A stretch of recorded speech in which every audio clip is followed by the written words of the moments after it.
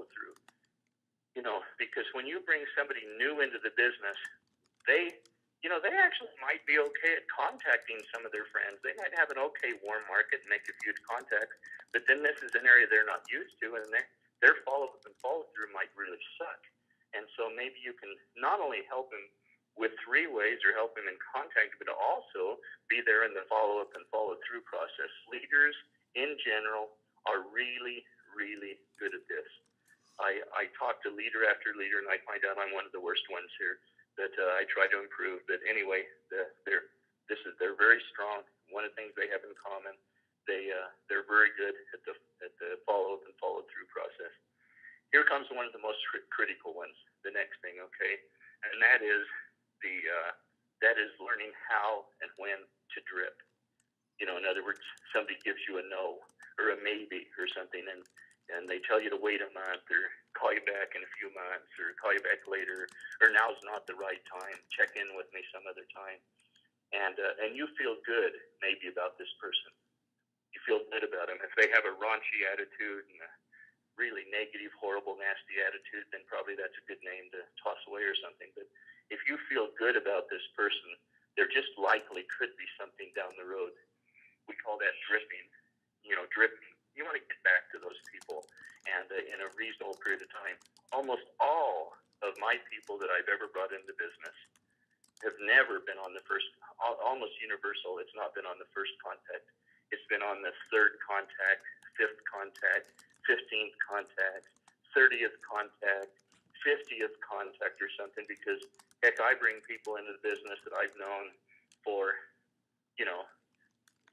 20 years, and I've called them over those 20 years, on this thing or that thing that I've been associated with, every 6 months or every 3 months or something. I drip on people, and I've brought in quite a few people into Zango that's hit Premier and above, and almost, I don't know if I've even got one of those people in on the first contact.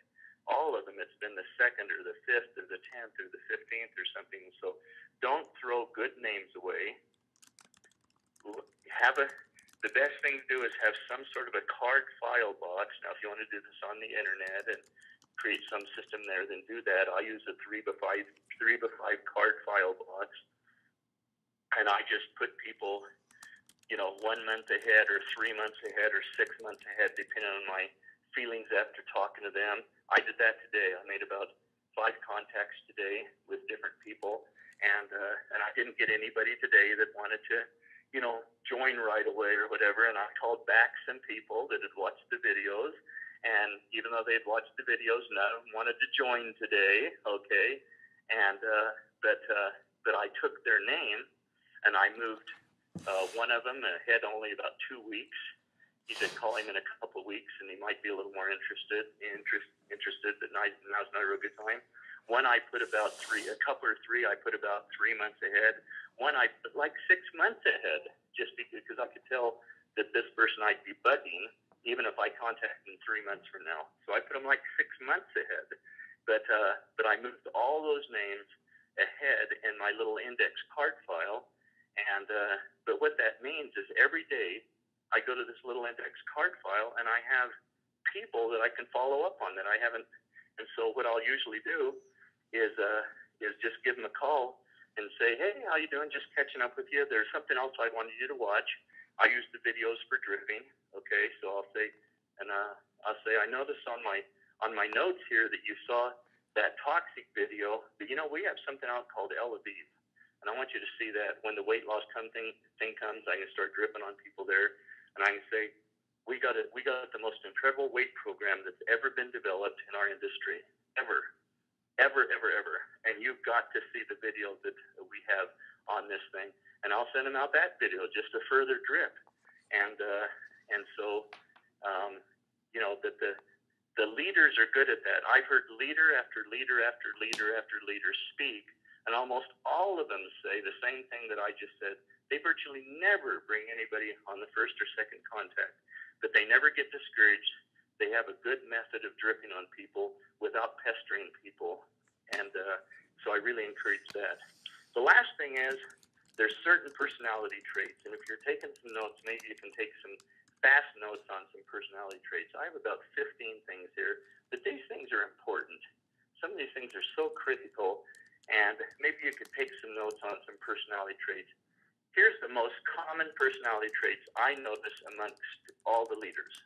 Okay, we're not, and leadership has nothing to do with size or education or color or anything like that. It's or looks or smarts or anything like that. It has to do with other things, other types of personality traits, and one of them is the great leaders think about most of the 200, 500, and the fast-growing 20Ks out there that are doing so well, that are new in Zango, doing so well. Check with them. They never seem to be down. Leaders never seem to be down. I get that comment all the time on me. People say, David, God, you always have a smile. You never seem to be down. And I think that is relatively true about myself. And I look at myself that way. I think, it's kind of interesting. I don't really have down days. I don't seem to get depressed. This Tel-Aviv thing, I didn't really need it very much. I just never seem to be down. And most of the leaders are that way. They just never seem to be down. We know they're down sometimes, but they know that how critical it is to not show it, to not talk about it, to show it, especially to the downline. So they never seem to be down. They know how to balance their time. They know how to balance their time. Don't think that just because you're busy, you don't have time to do Zango. Think how busy the owners of Zango are. Think how busy Dr. Templeman is. I know his schedule. Think how busy Dr. Talbot is. I know his schedule. I know it well. He's so crazy busy, I just shake my head. He's busier than I am. He's so busy, I just shake my head. How do these people do that? And Robert Conley's another great example. Busy. I mean, hardly anybody out there is more busy than Robert Conley. And yet you look at Robert Conley, he's got a large family. He's a great husband.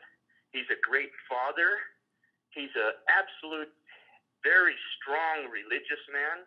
He goes to church meetings on Sunday and on Wednesday and on different things. I mean, he's at church a lot and so forth. And yet he has the time to spend many hours working Zango and being the president and CEO of Zango.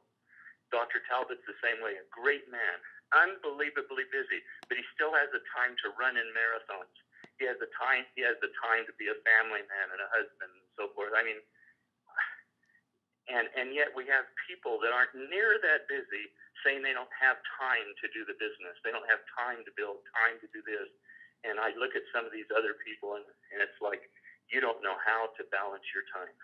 You got to, and the great leaders, the great builders, they don't think but they sacrifice. There's going to be some sacrifices regarding certain things, but they can still sacrifice and be great Christians and be great fathers and great mothers and great, husbands and wives and so forth. And yet still sacrifice and accomplish that greatness. In fact, I think greatness is about balance. Some people say, I don't have time for that, and I think that's part of their not being great, is they don't know how to balance. Greatness involves balance. They know how not only to talk Zango, but they know, so another thing is they know not only how to talk Zango, but they know how to talk money. They know how to talk team. They know how to talk about themselves. They don't just get into products. They know how to talk products, but they also know how to talk money, and they're not afraid to do that. They push the team concept. Once they push the team, once they push Zango and the kind of earnings opportunity it is, then they get into the team, and you can't believe what it's going to be like to be with our team. We have one of the fastest growing groups in Zango, and that's for a reason, because we're organized and we know what we're doing, and you should be a part of this team. They know how to talk team, and they know how to talk about themselves, and they educate themselves and build themselves and prepare themselves in such a way that they can talk about themselves, and they're not afraid to do that. Another thing is they're good at praise, and I'll go through a little faster here. They're good at praise. Great leaders are usually great at praise. They also set limits on their phone time. I know people that sometimes call me and I know they don't set limits, and sometimes I don't even take their call because I know it's going to be a 1-hour call. I'm going to have to almost be rude to get off the dang phone. And sometimes I want to tell them, do you know what had happened to my business if everybody was like you? If everybody called me and tried to spend an hour with me, I'd talk to 6 people during the day and get no prospecting done. And sometimes I want to tell them that, but I don't want to be rude, so I kind of don't, although I probably should, and I have told a few people that here and there.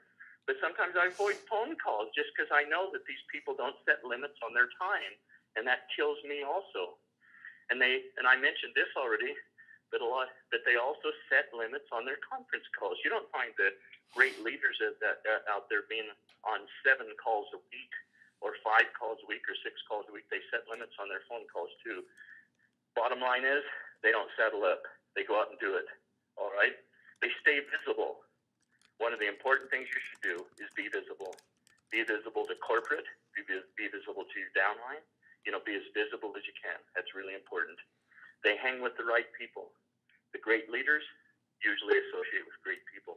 If the people around you can't label great or potentially great, or if they don't want to be great, then maybe you should readjust some of the people you spend most of your time with. There's this saying out there that's pretty important, and that is, you are kind of the composite of your 5 closest friends.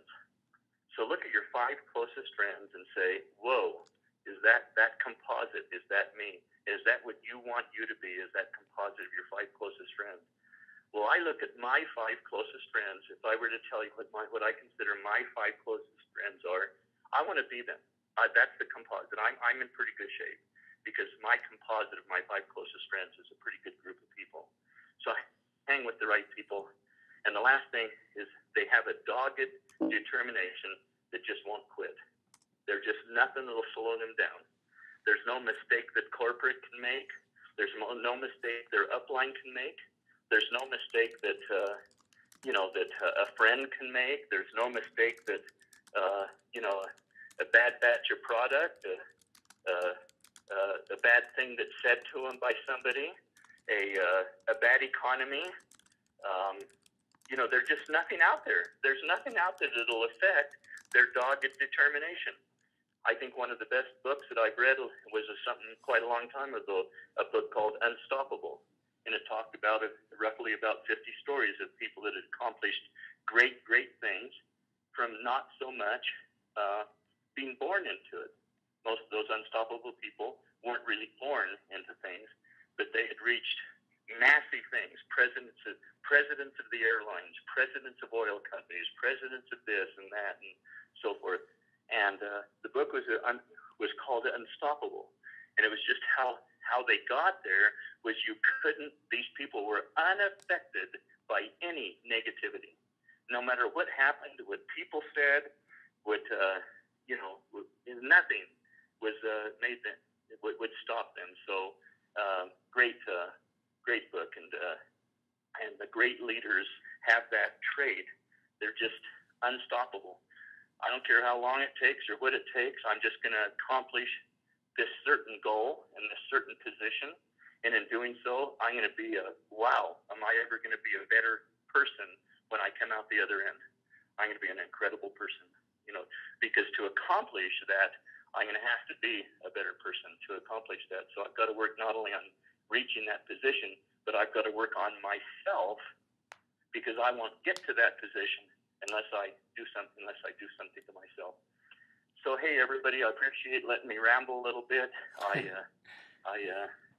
If anybody wants to talk personally to me about some of these things or some of the research that I did, it's pretty revealing. And all I know is this: boy, are we in a good spot right now, in a really, really good spot. I hope if anybody's local, you'll come out to the date night thing. Looks like we're going to have a huge attendance there. And depending on what happens here, we've had a lot of requests because the way this is being talked about and the energy behind this date night, we've had a lot of requests. Could we take this idea into different areas, this certain kind of idea? And we very likely might do that once in a while. So take this idea.